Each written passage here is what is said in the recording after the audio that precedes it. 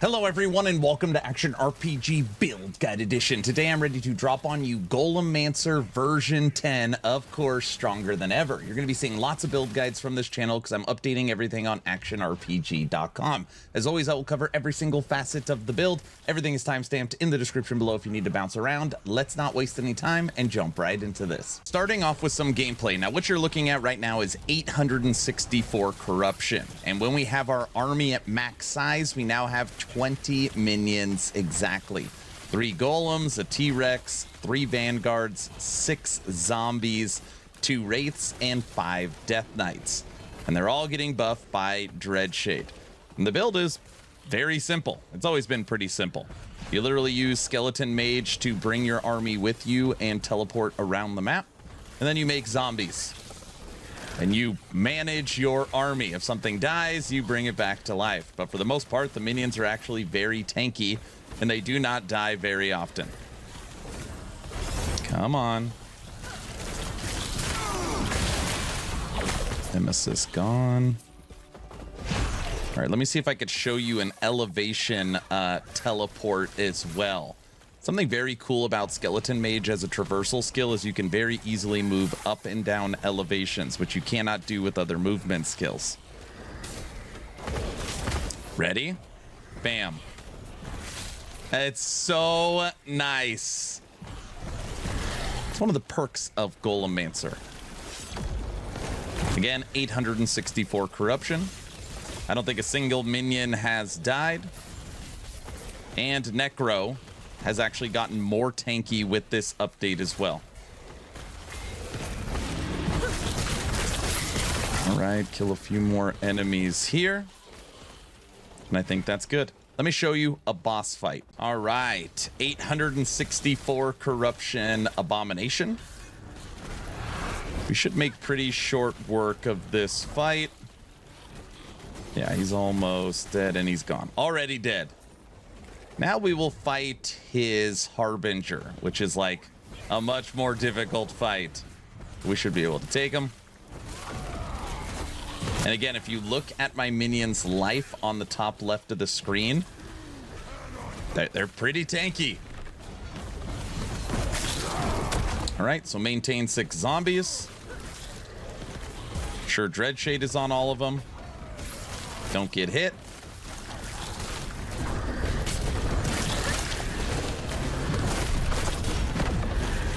He almost got me there. And Harbinger is dead. Last but not least, of course, I got to show you the Aberoth kill. And again, I just want to continue to point out, my minions are not dying. So even at 850 corruption, even versus Aberoth, the minions, the golems aren't even moving. They're alive.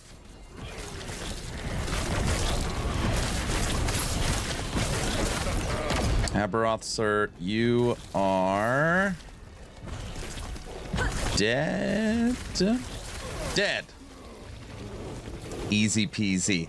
Let me show you how to recreate this build. Now let's break down the skills, starting with Summon Skeletal Mage, and I'll try and point you into the direction of what nodes you want to take first. Now for me, first thing I want to get is unlock Death Knights. So you want to come right down here and turn your ranged spellcasting mages into melee Death Knights. Next thing you want to do is take this tree right here, which is going to turn Summon Skeletal Mage into a traversal skill, and it's going to bring 9 minions with you, which is great. It gives you a lot of survivability mechanics. As you're teleporting around the map, you're going to have minions surrounding you, so you're never alone. It is an awesome skill, and again, you can go up and down elevations. It is considered one of the best movement skills in the entire game. Now what you want to do is boost your Death Knight damage. So you want to take Critical Strike Base, Critical Strike Multiplier, Extra Death Knight, and all remaining points are going to go into melee damage for the Death Knights.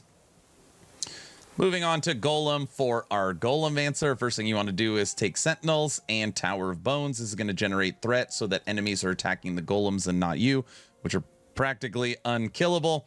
And it's going to give base armor and base health. You're then going to come up here and take Bone Growth. This makes it where your health regen is transferred to your bone golems. Now, if for whatever reason when you're building your character you don't have a lot of health regen, you could repurpose this points into more armor or more movement speed. But right now I have about 1500 health regen per second. It's another reason why the golems are very, very tanky.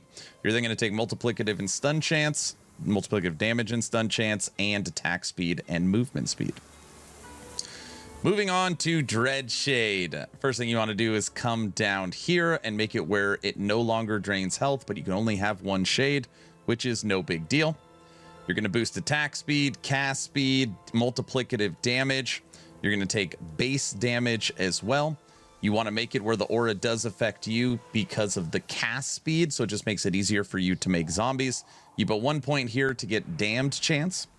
And then this is something new. We're now taking spectral distance. Since we have 20 minions, you want to cast your Dread Shade once you have the minion army big. That way you get basically an additional 100% area on your one shade.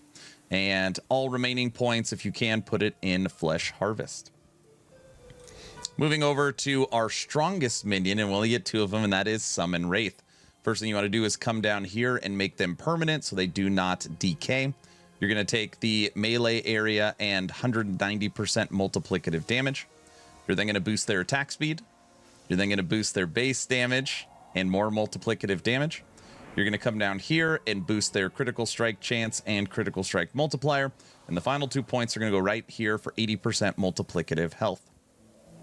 Last but not least, zombies. Zombies, first thing you want to do is come up and over and turn them necrotic. This is also going to give you kill threshold and give multiplicative damage to bosses. You're then going to come over here to the left and make it where they vomit. And when they are vomit, they are shredding armor. If you have all 6 zombies, it gives about 60 stacks of armor shred. You're then going to come to the right and make it when they blow up, they give you some ward.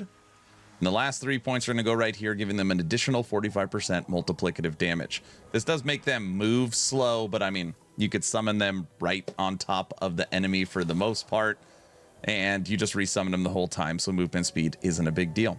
Those are the skills. Now let's break down the passives. At time of recording, I am level 100, so we have all of our points, and we're going to start in the base Acolyte tree. We have 8 into Forbidden Knowledge for Int and Necrotic Res, 5 into Dark Rituals for attack speed, then you need 1 point into Stolen Vitality and 1 point into Mortality to get your Unnatural Preservation. This is Ward Retention, more Necrotic and Poison Res, and I like putting 1 point in Soul Aegis. This is actually buffed by 1, so if you are level 100, this is going to give all your minions 400 additional base armor. Again, makes them very tanky. We have nothing in Lich, we have nothing in Warlock, and 92 points in the pretty new Necromancer passive tree. And honestly, I wish I had more points because there's now so much good stuff in here. We're taking Grave Thorns. This is going to give you increased armor per intelligence and increased minion health per vitality. 2 into Risen Army to get to the next level here. We have 3 into Cursed Blood. Minions' deaths mark nearby enemies. We are going into Soul Conduits. This is new. This gives you 10 ward per minion, up to 20. And what do you know? We have exactly 20 minions. So this is where you're going to get a big chunk of your ward. We're coming over here and getting minion health. We need the extra skeleton for more golems for Golemancer. We're getting our vanguards through Aegis Fall. This is a new node, and it gives us more armor shred that all the minions will be doing, including with our zombies. Minion melee, minion critical strike chance, more life, new damage reduction, and we need so much more of this EHG. Damage reduced, redirected to the lowest health minion, 10%. So this gives you 10% DR. You go around the horn here, extra attack speed, extra critical strike. If I had more points, they'd go right here. Blades of the Forlorn, we have critical strike multiplier and chill. We are fully boosting fire and necrotic for minion. We're getting an extra skeleton. This is also a new node, Rite of the Undeath. This gives you some resistances and some minion damage, but the 7-point node is going to give your overcapped minion penetration for necrotic. So you want a lot of necrotic resistance because it's going to turn into necrotic shred for your minions. You're taking increased critical strike chance per int. And down here, 1 extra skeleton mage. The last 4 points go into empty the graves, which is going to give you more health regen per minions. Again, we have 20 minions, so you're going to get a ton of health regen from this node. Those are the passives. Moving over to last epoch tools, we're going to break down the blessings, idols, and gear, starting with blessings. Now, I always say the same thing. You could always switch out these blessings. If you need a certain resistance, if you need endurance, if you need crit avoidance, pick the blessings that you need based upon your gear. What I recommend, though, is health, all res, double armor for more protection, and the most important blessing is the double health regen.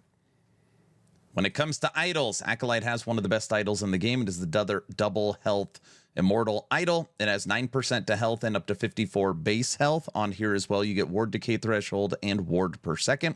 You want 3 of these. And then on the 4th one, you want the second affix to be chance to apply mark for death on hit with the minion skill. Even if you get this at a 3% roll, you have 20 minions hitting like crazy. It is all the enemies are always going to have mark for death on hit. The rest of the idols just round out our resistances and help with a little bit of health regen. Now, when it comes to items, there is some required for this build. The main one is My Body Armor in game, Aaron's Will.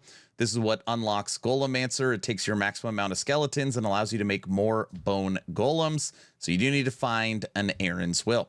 We are also using double hollow fingers, and hollow finger gives you 1 to maximum skeletons. This is what allows you to have your 3rd golem. If you don't use these 2 rings, you will only have 2 golems.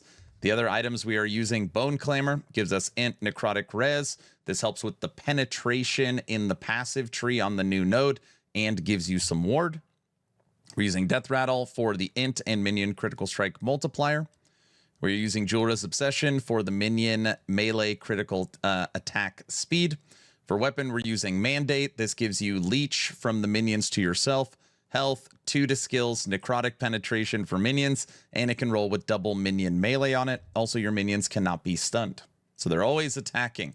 For a primordial, we are using Tyrant Skull. Gives us an extra minion, boosts the minions around him, and gives frenzy to all of the minions. And then we have 2 exalted items. I am using the armor belt with double minion and double health. And I'm using the Citadel boots, which takes care of the critical strikes as far as reduced bonus damage from critical strikes.